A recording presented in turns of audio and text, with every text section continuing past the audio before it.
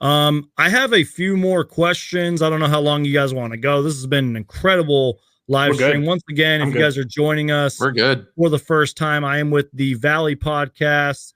Gabe, Evan, and Salty are joining me from the Valley Podcast. Thank you guys for being here. I guess my next question is, we talked about it earlier. Devin Booker had like the quietest 23 points I've ever seen in my life. Let's start with you, Evan. I kind of had two questions in one here. Is Devin Booker starting to get those, quote, all-star calls? I know that the referees hate us and we get no calls, but, do you think Devin Booker's starting to get those calls? And what have you thought of Devin Booker this season? I mean, I think he's not getting all the calls that he should, obviously. Right. Especially tonight. Right. He has – we talked about this. There's your top 5 players in the league, and then there's, the superstars, and then there's the all-stars, right? And then there's Devin Booker. And then there's everybody, the all-star snubs that are just kind of good, that we don't know what they are. And Devin Booker's an all-star. He's an all-star player. He deserves to get the all-star calls. Now, I feel like they're starting to trickle in here and there. You starting to see a couple here or there. I think some of it might have to do with some makeup calls that they're doing as well, too. Because you see some of the ones and you're like, you're going to call that? Right. Look at the one Even tonight. Booker's going to say that. Right. Look at the one Brandon Ingram tonight where they challenged it in the first quarter. He clearly made contact with him in the shoulder going up for a layup. How is that not a foul? In anybody's NBA or basketball league, in rec league, you're up in the air, you get hit, you move when you get hit, it's a foul. He didn't get that. They go on to the other side of the court. This was actually in the third quarter before we got his technical.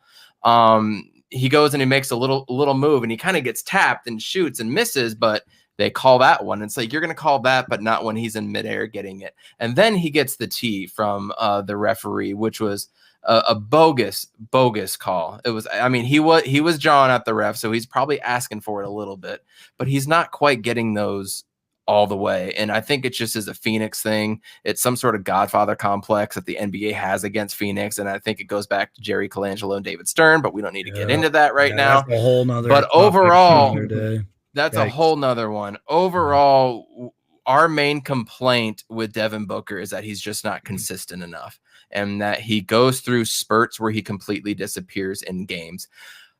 Other side of that, when he is hot, Monty takes him out, man, and then he just can't get going again.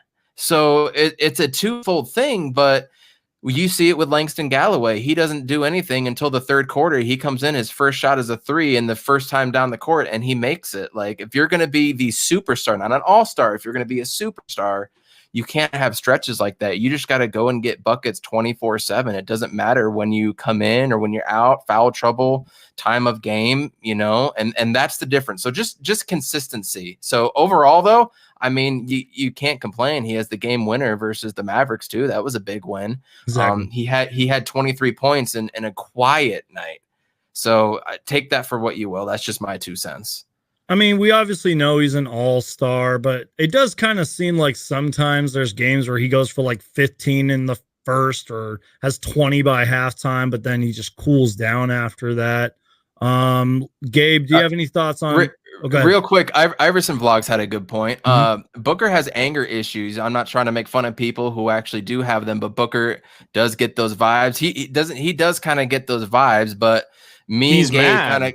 Yeah, he's mad. He'll never call anything. Yeah, damn straight he does. But then he goes back and he does do childish things on defense, and he's got to get out of that mind frame. But Monty does a good job of subbing him out in the first 2 possessions after. He does, but that gets Book mad, and me and Gabe coined a term: when we get downhill Book is when he's mad.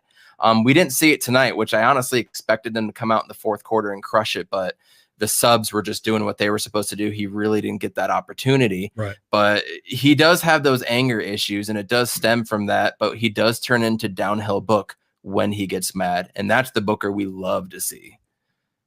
Exactly. No, I totally agree. Gabe, what do you think about Booker this year? I think he's on the verge. So I think he's on the verge of, I definitely think he's an all-star now. I think he's whether they vote him in as an all-star or not, everyone and their mama know he's an all-star.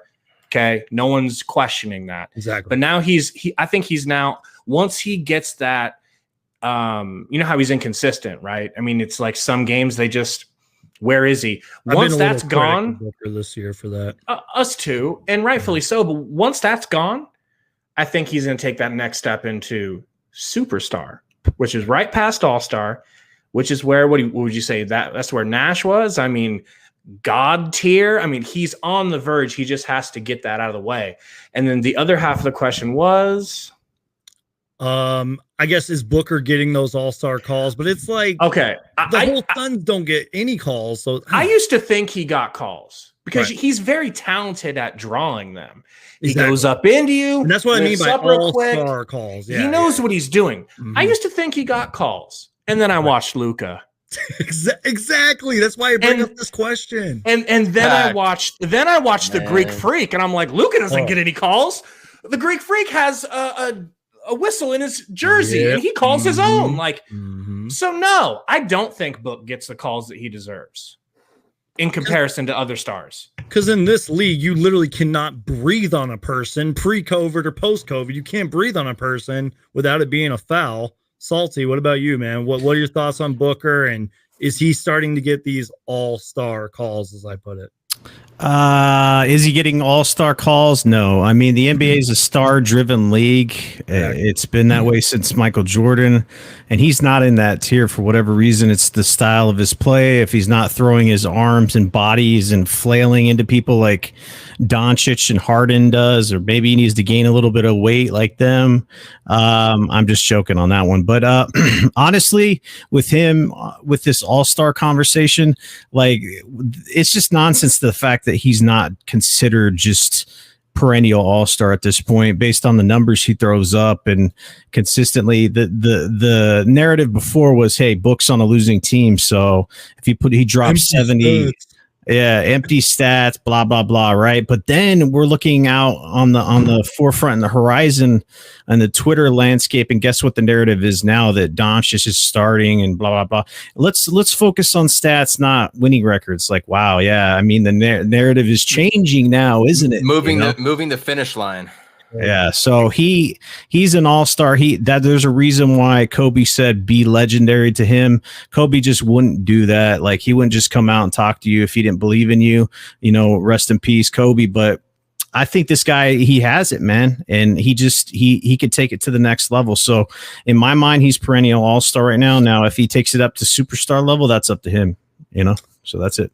Shout out to Rom 2.0, who says, I think the next step for Booker is finding a way to impact the game when his shot isn't falling, which we've seen that a lot from the Phoenix Suns this year. I feel like the Suns would have a couple more wins if their three-point shot was a little more consistent, but we have kind of seen that from Booker. I kind of mentioned it earlier. There's some games where he has like 17 in the first quarter and then cools down a little bit, which maybe that's on Monty, who sometimes makes questionable rotations and substitutions and all that.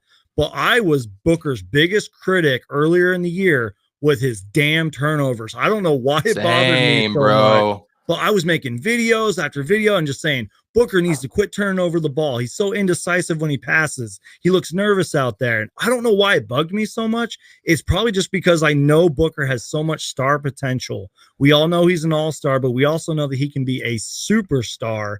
And I've never really been a big fan of Point Booker, and earlier this year, Booker kind of proved my point. He was like leading the league in turnovers. Now he's obviously done a lot better as of late. Like, I remember there were some games he was putting up like 8 turnovers, which is absolutely unacceptable.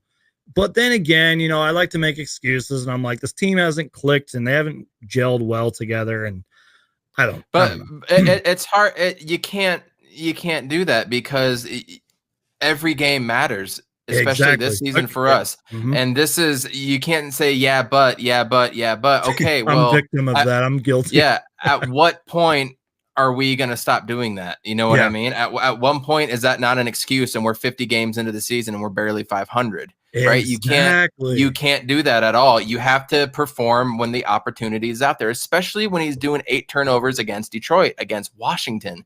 You know what I mean? I was the same way with him. And my whole argument at the beginning of the season is, what are you going to do to impact the game outside of scoring? He still doesn't do that. Every once in a while, you see him wanting to square up and D somebody. You saw it tonight when he was guarding Zion randomly one time. You saw it against Harden once last game, and he made him turn it over, actually. You don't see it consistently. You don't see him coming in to take a charge consistently. He's not doing the little things and it's still driving me insane. And the reason you're feeling that way, Suns Geek, is because everybody is anointing him on Suns Twitter. Right. He's the next Kobe. He's the next this. He's the next that. He's supposed to be that player. And then people say, yeah, but he's 24 years old. Okay, Kobe was scoring 38 points a game in the finals when he was 24. You can't use age and excuse. This is his 6th year in the league. Regardless of who's on your team, he's in the same system with the same coach for the first time, I think, in his whole career for a second full season. So that's also new to him, and I get that, but you have to go out and execute at the end of the day. And we want him to be that player. All 4 of us, Suns Nation, we want him to be that MVP player, that T-Mac type of player, right? But he has to do a lot of the little things. And unfortunately, he hasn't done that yet. But regardless of all of this, you guys, what's going to come down to Devin Booker's legacy, and you guys will all agree when I say this, is what is he going to do in the playoffs? Exactly. Look at Jamal Murray. And now going into this season, Jamal Murray was not thought of like he was now because of what he did in the playoffs.